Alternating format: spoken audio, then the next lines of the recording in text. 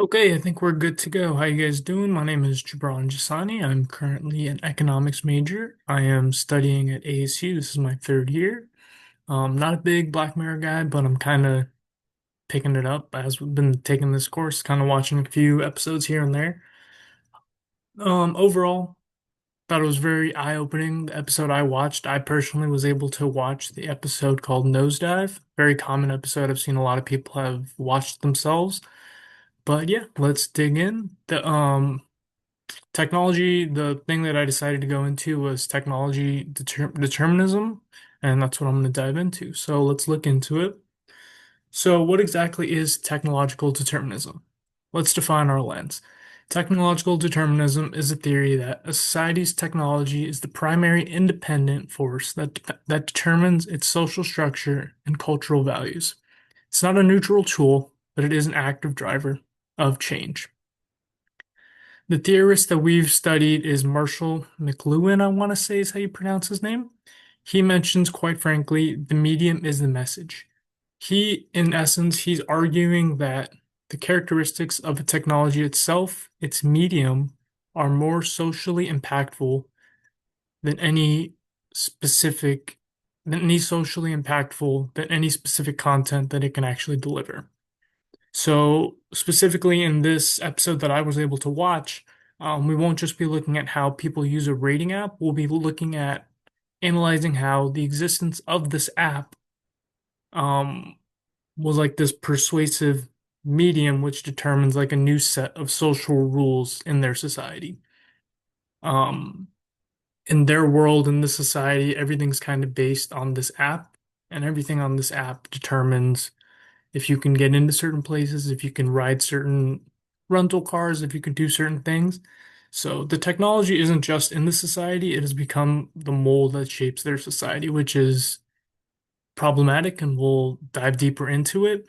Another point I just wanted to touch on to at the very end is we shape our tools and therefore our tools shape us. It's just kind of a cool little juxtaposition, but also it really gets you thinking about kind of how life works in general. So moving on. I decided to pick Nosedive, season 3, episode 1. Great episode. If you guys haven't been able to watch it, I definitely recommend watching it. It was one of my first episodes I watched, so it was definitely something that kind of made me want to watch a few more episodes, I would say.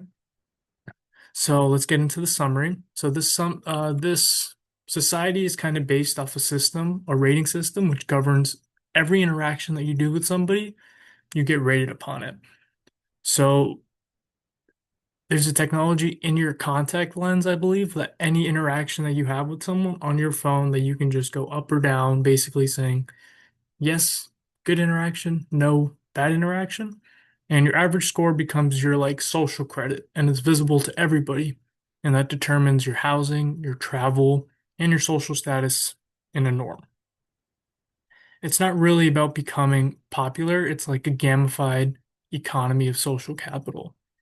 High ratings grant you tangible material rewards and social mobility. A low rating isn't only embarrassment, but it's also a form of social and economic exile. This creates a society of ultra polite, desperate performers who we're going to see become every stranger, like becoming as nice as they can. And you don't know what stranger is going to be able to impact your life trajectory. In this episode specifically, we follow a girl named Lacey. She's our protagonist. She starts off this episode with a 4.2 rating, and I know it's the same picture I had in the first slide. I couldn't really find a whole lot of good quality photos. I'm sure, as you can see, the quality's not the best, but I tried my best. But yeah, she starts with a 4.2 rating, and it's not deemed as the best in this system. Um, she has fully internalized the values of the system. Her obsession with reaching her next level of a 4.5 to qualify for a luxury apartment isn't just about the apartment itself, it's about achieving that validation, which you and I also reach to seek in our day-to-day lives. Um, she's a perfect product of technology kind of shaping her life, and it's kind of scary to see how it could probably happen in our lives down the future. But yeah, so now let's kind of dive deeper into the plot. The plot really set into motion when she has the chance to get a real boost in her technology, or boost in her rating, I should say. She has the opportunity to become the maid of honor for one of her like higher rated, higher class childhood friends who is a social media influencer. Lacey takes this opportunity as a chance to put everything on for herself and kind of, hey, this is where I'm gonna make it kind of moment, kind of just reach the top and kind of get over that hump and become a 4.6, a 4.7, whatever that means to her. But in conclusion, you have to watch the episode because I really don't want to spoil it, but it's a good episode. The journey to the wedding becomes like a perfect storm for her of technological dependency. A series of mishaps, a canceled flight, a low-rated rental car, a broken phone charger. It all is a chain reaction. Each event lowers her score, which in turn locks her out of the solutions, creating a vicious feedback loop. This isn't just a run of bad luck, it's a system unraveling that demonstrates how precarious life is when your identity is fully determined by a digital metric. And then anything else I just want to add at the very end is more so it's a crazy episode. You have to really see it come. It's from the get-go. You see how technology is kind of implemented into their lives and how much of an impact it's making, and then you connect it to our life and very scary. So let's move on to the first scene where I kind of was able to make some connections to technological determinism, which I'm trying to connect it to. So our first scene is Lacey's morning routine, and from the very first frame, the technology's deterministic power is on full display. We see her not only wake up to an alarm clock like normal people like you and I do, but she actually wakes up to her rating on the mirror, which is like that first sense of, hey, this is you, but this is what you're actually rated at. So this is your value for today, or this is your value for right now, which is kind of really messed up if you really think about it. But her day, very, it just starts with a number and it's not a great feeling. Um, After that, she doesn't really do what normal people do, brush her teeth. She kind of works on her smile because smiling is considered an interaction. So if she doesn't have a good smile with people, she's worried about getting a thumbs down or a bad rating point or whatever it may be. Um, the technology has determined that this specific facial expression is a valuable social commodity. So it has literally retrained the human face, disciplining it to into a tool kind of for generating points or bonus points or whatever you want to call it.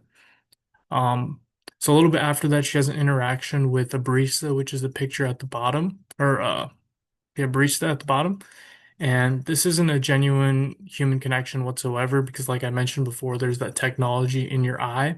So any transaction is more like a social norm. Like you need to make sure you don't mess up because you don't want to get down points. It's a transaction, but it's also a mandatory exchange of pleasantries for potential points. The technology has re-engineered social interaction from a fluid, organic process into a rigid transactional one. It's not just I'm happy to see you anymore. It's the satisfaction of, hey, it's good to see you. Please give me 5 points, and I'll do the same for you. Lacey isn't just using an app in this part. Her entire sense of self is becoming a product to be curated and optimized for the system. It is actively determining the construction of her social self. She is becoming what the system requires her to be, a docile, pleasant, and highly relatable subject. That's all I got for that slide. And yeah, it's a really crazy, crazy, crazy, really in-depth technological episode. I was watching some of your guys's episodes on it as well, just to kind of get some feedback and see what I can add, not add, take from it. But I really like this episode, and I think this was quite an insane jump. So scene two, I'm gonna move on to kind of we move a little bit right before the wedding, but I kind of wanted to talk about what led up to the wedding, the events that kind of that chain reaction I mentioned earlier. So the critical scene that I want to mention right now, where we witness the theory's power, like escalate, I want to say, pretty drastically is from shaping individual behavior to enforcing an entire social structure. This is where technological determinism reveals its most brutal consequences, and I think we see it a lot in what I'm about to explain. The car rental scene, I think we can start from there. Lacey arrives and she's already stressed from her flight being canceled, only to be met with this situation where she can't get a car because of her rental situation because she doesn't have enough rating points for it at the time. Um, the key here is that there's no human manager to plead with, no one to make an exception with. It's a systemic automated enforcement of a social rule. The technology has created a new rigid class system, a digital class almost, where your score is your identity. This single moment proves the rating is no longer about social etiquette. It's a gatekeeper to material reality. It determines your right to movement, to shelter, and as we know from Carrier's earlier scenes, even to better healthcare. The technology has restructured the economy itself, making access to basic resources a conditional privilege gained by an algorithm. I think this really goes to show how far the technology has been able to take over their world, how people aren't even willing to split ends for what a rule book is saying. Um, in some, the systemic exclusion finds its ultimate expression at the wedding. The security guard blocking Lacey is a profound symbol. He's not acting on a personal malice, he's a human instrument of the technological system. His purpose is to be the physical barrier for a digital rule. He represents in some of how the system now controls not just virtual scores, but physical space and human proximity. And I think that's a great way for me to end it off. I think it was a great episode. If you guys haven't watched it yet, I definitely recommend you guys go to watch it. I look forward to hearing back from you guys, and thank you all so much.